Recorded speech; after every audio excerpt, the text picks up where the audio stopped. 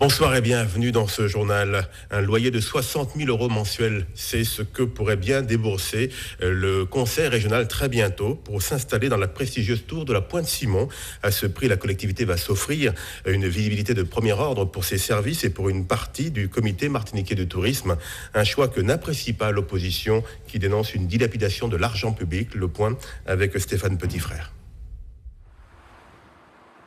Grandiose, c'est la tour de tous les qualificatifs. La vingtaine d'étages du centre d'affaires de la Pointe-Simon offrira à ses occupants un certain prestige. Et parmi les prétendants, on trouve le conseil régional.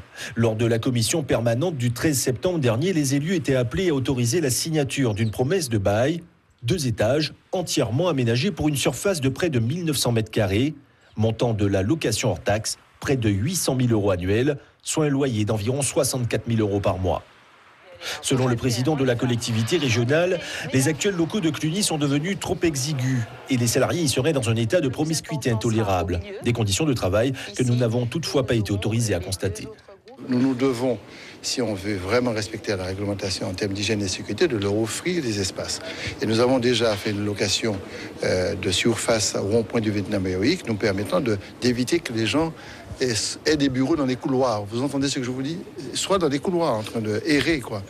Et deuxièmement, je pense que la Pointe-Simon est un emplacement excellent qui pourrait permettre d'avoir un pôle d'affaires. Et je considère que toute la partie développement économique pourrait se situer à la Pointe-Simon.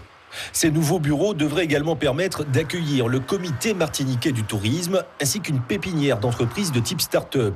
Un écrin de modernité qui ne séduit pas l'opposition, qui estime qu'il s'agit là d'une dilapidation de l'argent public.